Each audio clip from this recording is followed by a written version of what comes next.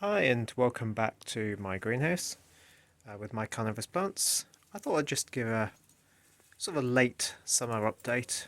We're just into sort of late August here, coming to the bank holiday. And I thought it'd be worth having a quick look around, see how things are getting on. Things are starting to change now in the greenhouse. So if we look at some of the Sarracenias that have been doing really well this year. As you can see, quite a lot of my Sarracenias now are actually showing signs of sort of rot on the stem. Now, this is actually not dieback from the impending winter coming, but it's actually the fact they've done so well in terms of feeding this year that they've actually got nitrogen burn from all the flies they've collected. So if you have a look in some of these, we can see that they are absolutely stuffed full. Not every single one is like that, but there's an awful lot where there's another one. It's just got so much in there that it's just rotting off. Now some of the ones I do have are coming a bit towards the end. I mean, this is Orophilia. Orophilia tends to be fairly early, but then she starts to die back quite early as well. So she's starting to actually dry out at the tops here, but this is not because of overfeeding, it's just because that's what this one will do. So a lot of the pictures, like I say, have done really well. We've got some fabulous specimens up here, some of my really big tall ones.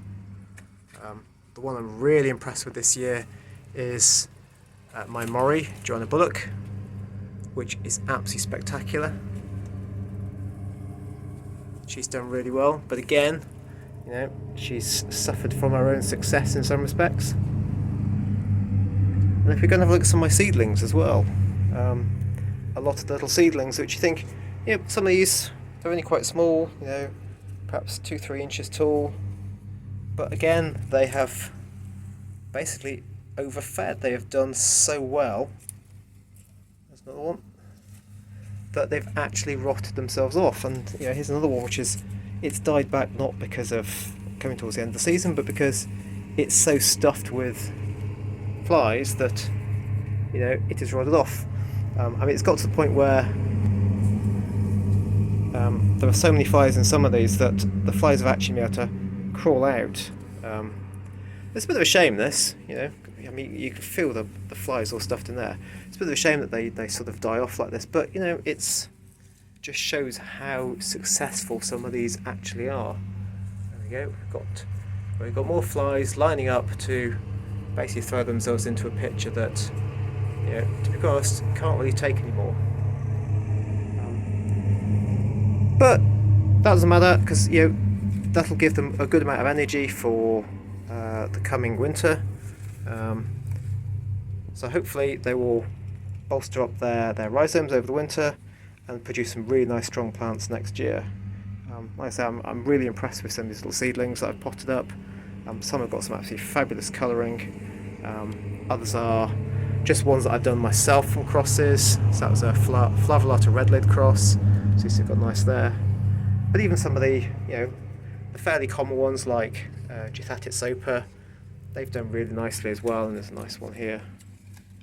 The other ones I'm really impressed with are my little Pepperia Pepperies. I've got 3 really nice little specimens here, and actually all 3 of them have started to flower. This one, the flower's actually gone over, but this one's got a little flower coming, and there's a flower nestling down in that one. I mean, like I say, we are in August, late August here. There's a fly trying to get itself in there. I think even that's going to be pushing it. It's late August here, and so really they shouldn't be flowering. I doubt they'll come to anything because they won't have time to produce seed, but it just shows how well, again, these have done. I mean, probably if you look back at some of my early videos, these 3 plants were a lot smaller than they are now. So I'm really, really pleased with these.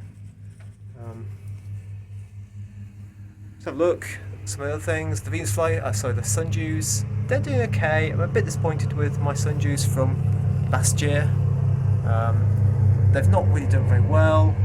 A lot of them have just never really produced good plants this year for some reason. I've just ended up with a lot of black tips to the ends of things. I mean, a lot of them are flowering now, so that's quite nice. I can collect the seed, but they've not done that well. Drosera and Madagascariensis is doing quite well. That one's doing really nicely. So I've got loads of little ones here. Most of these are probably about 6 to 7 inches tall, and they are doing really nicely. As I said before, these are little monsters in terms of what they're prepared to catch and what they hold on to. And a lot of these are actually flowering as well, which is really quite nice. Got some Banata T-forms there. Again, oddly enough, some of the ones from last year have not done as well. This one here was one that was from last year. But then all these little ones in this pot are ones I've pricked out from other plant pots this year and put into other pots. And I've actually got a collection of ones here. So this one here, this is a pot full of little ones I've taken out of other pots, but individually, if we move it a bit out there, there might be 3 plants in there, but individually the plants seem to be doing and have done a lot better than some of the ones from last year. And the same with the normal Drosera capensis. I mean, this is again a pot of ones I've pulled out of other pots, and there's an individual one, and its sort of growth and its dewiness and the leaves are just way superior to anything that was from last year, which is really weird. So I don't quite get why that's the case on this one. My Venus flytraps, they're doing very well. Still trying to get rid of them slowly, but taking a while. There's a nice little Joanna Bullock, but might make a nice little one for sale next year. Here's some other seedlings I've done. Again, I've been gradually pricking out some of the bigger ones, so some of those tall ones back there I've been pricking out. We've got a few more little Pepperias back here. One of the ones I really quite like actually is this one here, which is a Rubra minor cross. So it's got a really nice little hood like minor, but it's got some really nice Rubra veining. In fact, somewhere in this collection I have one, if I can spot where it is, which was much bigger than the rest, so I potted it up separately, and no, I can't spot it. If I spot it, I'll show you. It looks really nice. It's got some nice characters of both the parents on that one, so they're doing quite nicely. Again, it's another tray of sort of last year's sundews. This is mostly Alba, and this again has done. These are them better than some of the normal capensis ones, but again, some of the ones from last year have really not done very well. I had a really odd one here, which is now just a stalk, which was it was the main plant from last year, as you can see in the pot there. It produced a whole load of really nice big Carnivorous sticky leaves, and then it produced a whacking tall single flower spike right out of the centre crown. Now normally, you get a flower spike that comes, if I sort of probably can't find one that you can easily see, flower spike comes out of sort of the side of the crown, almost where a leaf would have come out from, and then the crown carries on going up. But this one, the flower spike came out at the centre of the crown, and the crown disappeared. So that plant has now sort of spent itself. And that happened with one of my capensis as well. It did exactly the same thing. It produced one very large flower spike out the centre of the crown, and now the crown has basically got nowhere to go, and so the plant has sort of died off gradually. Those Albas again were picked out from pots, and they've done considerably better than the ones I've kept from the previous years. Got an interesting sundew back there, fairly wide-leafed one, so I think it might be capensis wide-leaf or broadleaf. I've no idea where that one came from, but there's a few more sundews there, and a few more Venus flytraps here. So these are all doing really well. I do on occasions, if I catch a fly, I might feed them, but the rest of these, all these closed traps, they're all things that they've actually caught for themselves. So actually, they're really actually very good at this. My tray of Cobra Lilies, I did a bit of splitting of one of my Cobra Lilies and managed to produce quite a few. This one is doing really nicely. However, I've lost one from one of the splits, which is a bit of a shame. I don't quite know what happened with that one. And there was a much smaller one from split, which I wasn't sure it would actually survive. But this was a much stronger bit of specimen from one of the other main sort of shoots. But it just gradually kept on dying back, and yeah, it's sort of, I suspect that's probably going to die off completely now. But some of the other splits I've done are looking really nice and strong. That one's obviously rather annoyingly caught a wasp at some point, and the wasp has managed to chew its way out. They do have a bit of a tendency to do that. Go past the chilies and some of the other things I've got in here, so I've got some cucumbers going in here as well, but that's not the main thing. And back over to pitch plants. So yeah, we've got a lot of my Flava, and my Flavolata red lid is doing really nicely. But again, they've suffered again from their own success, so they are dying back. And they're also starting to show sort of towards the end of the season traits of the pitchers are now no longer, you know, bolt upright and supporting themselves. They're now starting to sort of flop over. Here again is another example of how Orophilia naturally dies back at about this time of year. So this is just the normal sort of die back you'd expect to see from the top down, rather than, as I said, you know, the die back as a result of the trap rotting part way up. We still got some nice fresh growth coming on Gitatis sopa, so some nice new pitchers coming, as well as the ones from earlier in the season that are darkening up really nicely. So some of the ones back here are a really beautiful dark, almost purpley red colour, really nice. Way back there I've got my Leucophila, which has got some really nice veining on it. I don't get to see her very much actually because she's so far back in the greenhouse, but she's really nice. A few of the Flavolata red lid splits. And then some of the other ones, my Kimber red ruffles is actually starting to show signs of just general dieback from the top now, coming towards the end of the season. So this is actually, you know, we're losing some of the lids there. Some of them are still very nice. Got some nice chunky flower flowers, which are hopefully going to produce some nice seed. Some of my other ones, again, these are my Rubicorpora, Flava Rubicorpora red tube, sorry, purple tube, and that's my Rubicorpora crossed with a Lata red lid. So these are looking still really very nice. But again, they are victims of their own success. So unfortunately, they're beautiful traps. Their days are a little bit numbered, unfortunately. My Leucophila red tube is looking really nice. But again, you know, got some dieback there.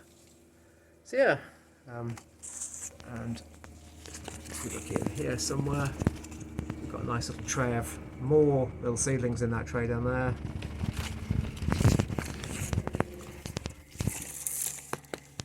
And there's, hiding in there is my big Pepperia, and she again is doing really nicely this year. She's got some absolutely beautiful traps from last year that have nicely darkened up, and then the new growth from this year, which is showing some really nice red veining that gradually over the season will start to darken, and when she keeps them through till next year, they'll go a really deep red colour.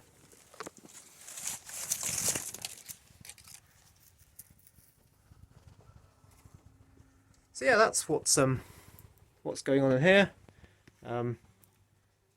I might just give a quick pause and go and nip onto the patio, and I'll quickly show you my the bog garden planter I did there, or the bog planter I did, just to see how that's going on. I mean, that's done actually quite well, but if I just pause this moment, I'll go and give you a visit to it. And here we are on the patio. So here's my bog planter I did. I've got another video on actually how I made that, so do check that out if you're interested. This is actually, I'm really pleased with this. There's a few things I might change. My Drosera I put in was quite a big specimen, and she is being a bit of a bully here. She's got a lot bigger than I was anticipating she would. She's pushing over my nice little Catespiae cross here. She's pushing a bit on the Capensis, which is all then pushing out this way. She's also pushing this one as well, which again was one of the Rubra crosses I've got. But it's not doing too badly. I'm really quite pleased with this. Alba there, it's been flowering nicely. I've been collecting the seeds for that, but again, she's being pushed over a little bit. My little Pepperia is nestling in there nicely, so I'm really pleased with that one. She looks really good. Again, here's my Orophilia in there, and again, like I showed you in the greenhouse, she's showing the sort of signs of just general dieback from the top, just because of end of season. And my Mori at the back there is doing alright. I have had to stake a few of them because we've had quite a bit of wind and quite a bit of rain, and it sort of does take their toll on them a bit. And also now they're coming towards the end of the season, they're starting to be less sort of self-supporting, and so I've sort of had to do a bit of supporting for them, which is not great. It's not the most sightly things there, but yeah. Otherwise they'd end up sort of flopping down, and I don't think they'd look very good at all then. But what I'm really quite impressed with is actually how well the Venus flytraps have done. Now, I did replace some of these when I first put them in. They did okay, they were a bit scraggy on some of them, so I did replace a few of them, some slightly better specimens. But these are now virtually unrecognisable from the ones I had in, maybe 2 or 3 months ago. Pretty much every single plant is, got traps sealed with victims in it. I mean, I'm actually quite amazed how efficient these are just by themselves. Yes, I feed the ones in my greenhouse sometimes. If I'm bored of an evening, I'll catch flies from the sea in the greenhouse and feed them to them because I just love the way they snap shut. But these have just done it outside, all by nature attracting the flies, and it's worked really, really well, so I'm really pleased with that. So yeah, there's the planter.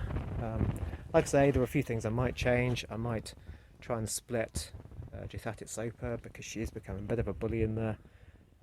But other than that, I'm really, really pleased with this, and I shall have to see how it goes over the winter. See how it sort of develops, and have to start doing a bit of cutting back probably, just so they're a bit more manageable over the winter, and not going to get blown around too much with the winter storms and actually damage the actual rhizomes. But yeah, I'm looking forward to seeing what this looks like next spring. Well, I hope you've enjoyed that little wander around my plants, and do check out some of my other videos, and thank you for watching.